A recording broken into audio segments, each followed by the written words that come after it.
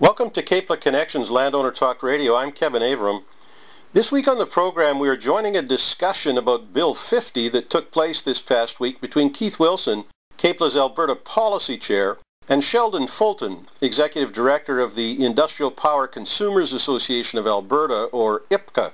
Bill 50 is a type of companion bill to Bills 19, 24, and 36, which are laws recently passed in the province that one way or another erode property rights or cancel processes that are open, transparent, and therefore subject to public scrutiny and review. In the case of Bill 50, this new law gives Cabinet the power to ignore the Utilities Commission while shunning any kind of needs assessment process before it commits the province to spend billions on high-capacity power lines that the major industrial power consumers in the province say are not needed. So much so that they are pleading with the government to not embark upon the massive multi-billion-dollar overbuild that will triple power rates and move investment out of the province.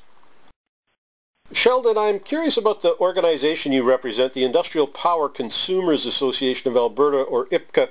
Can you describe the organization for us?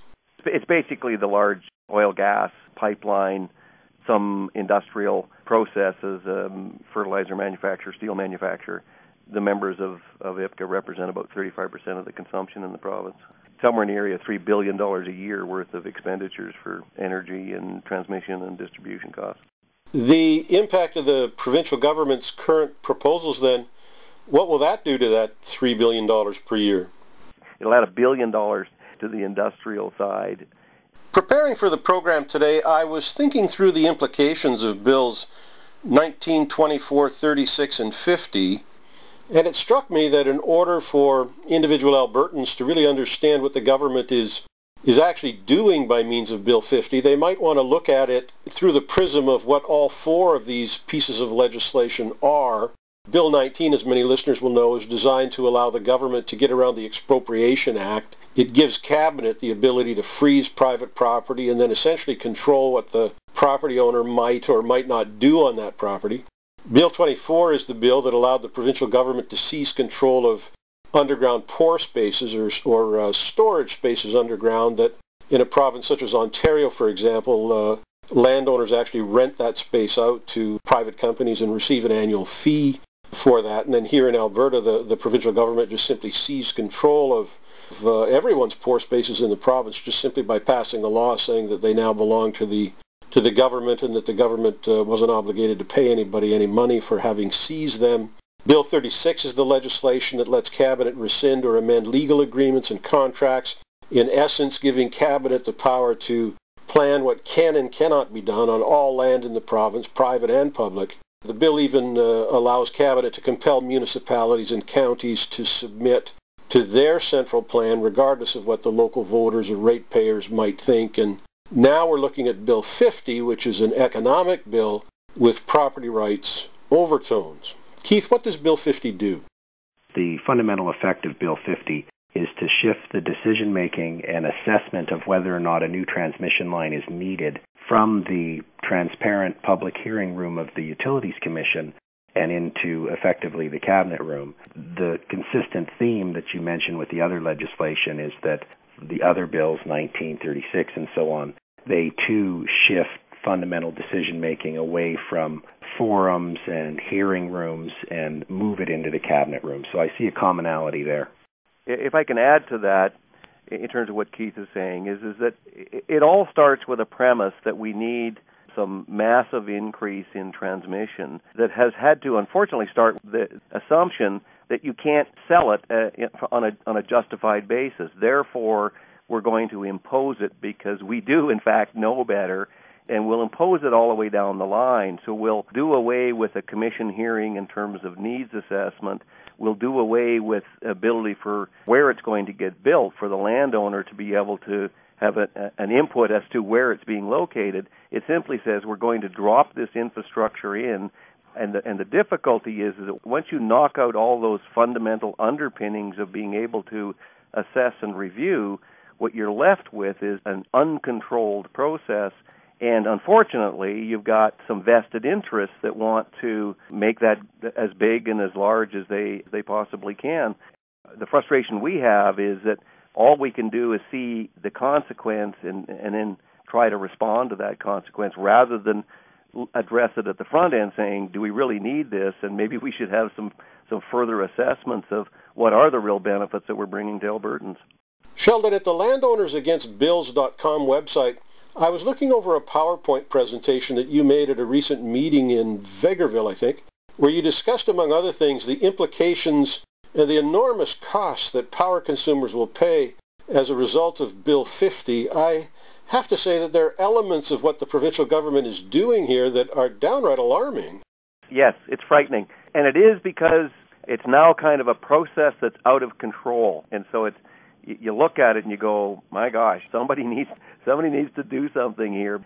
And that's what gets scary about it. I mean, you can start something in all the best intentions, but if you don't keep the controls in place, look out. Sheldon, one of the rationales that the government puts forward to justify building the Bill 50 lines is that our system is old and weak and that the lights are going to go out. Is there any truth to that proposition? Well, I mean, it's what they point to is saying, well, most of the last major transmission build was in the 70s and 80s, and I think we need to go back and look at that within context. So that major transmission build that took place then was being done primarily to support a regulated vertical structure. So the planning that was in place was for transmission as well as for generation. Most of the generation projects were being coal-based, and they were in the Lake Wabamun areas. So we built a transmission infrastructure to move energy from what at the time and still is a very low-cost energy source, which is turning coal into electricity. Times have changed in a lot of different areas. The ability to turn coal into energy is not the same cost structure because of carbon concerns. But the transmission infrastructure we put in place at that point in time was built for the future. So it's the initial build, if you will. Transmission lines have a 40 to 50 year life. I did a calculation on the Bill 50 lines in terms of our average age compared to other jurisdictions. And I looked at BC and Saskatchewan, Manitoba, and in Ontario and Quebec. And we were second in the list in terms of the relative age, in terms of the youngest transmission infrastructure within those 6 jurisdictions. So we are not, quote, an old and aging transmission infrastructure. It's in the larger scheme of things, we're relatively new. Doesn't mean we don't need to look at replacements and adds and builds as we go forward, but it got overstated. You know, is transmission a big concern in terms of brownouts and outages? No. I mean, almost every congestion problem we've had in this province is a result of generation outages, not transmission outages, with the exception of the line that we had go out as a result of a severe wind and snowstorm a year ago. But wind and snowstorms can happen with new lines as well as old lines. I mean, that's just the reality of transmission. Selling this on the basis of an old and aging system is just a gross overstatement on the government's part. I mean, they look at it because it's a nice message, but it's just not true. It's not borne out by the facts. Just trying to understand what has unfolded here in the province, Sheldon, if I can, let me take you back a ways so we all understand how this situation has happened or unfolded. Let me ask you, where were you and what were you doing when you first heard about Bill 50? And when did this first appear on the horizon? Our first indications of it were in May of 2009. At that point, kind of the rumors were out that something was going to be done in terms of transmission and transmission build. So early June is when the minister took the first step in terms of directing lines to be built and introducing Bill 50.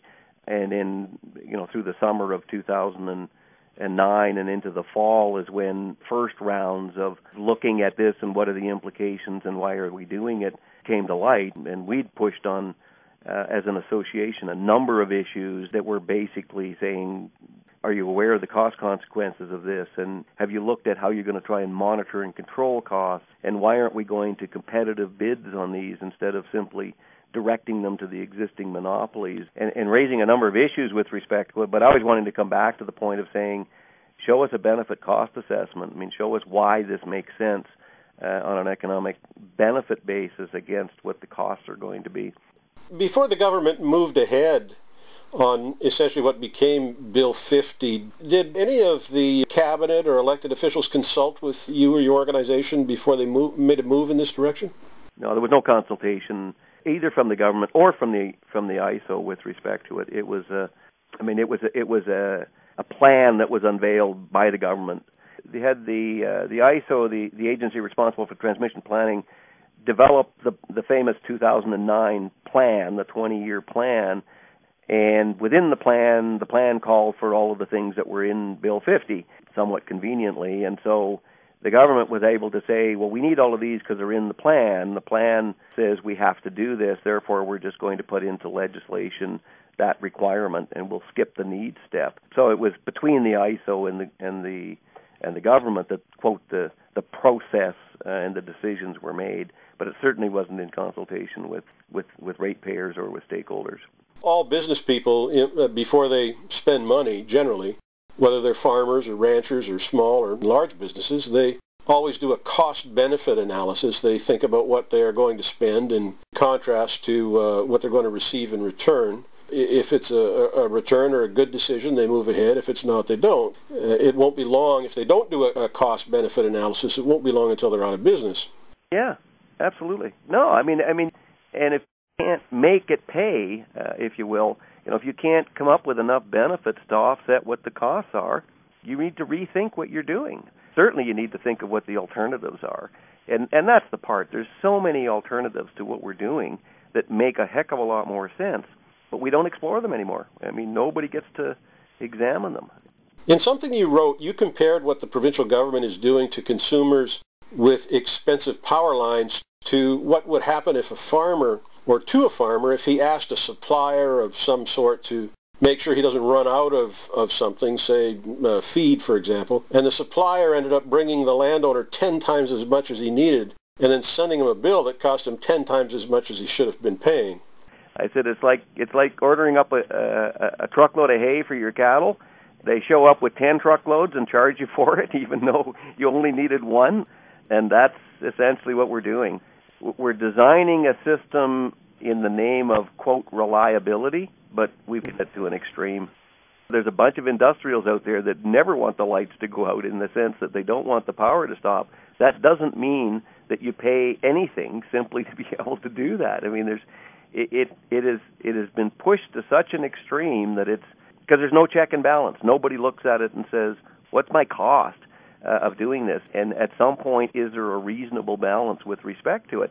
Once you take away the cost and the prudency and the testing from, what are the benefits of doing that? Once those are all gone, all you're left with is reliability. Well, you put a group of engineers together and they'll dream up every worst-case scenario they can, and then they'll just build to that criteria because they're not accountable for the costs. We've just moved ourselves into a new era. What any industrial would do, and this is part of the message, I guess, I think is important that people understand, that in Alberta we've got 60% of the total load is industrial load, and that's higher than any other jurisdiction in North America. In fact, most jurisdictions are 30 to 35% industrial. The net effect of that is an industrial always looks at electricity as a cost factor coming into their process, and they'll take decisions with respect to managing that cost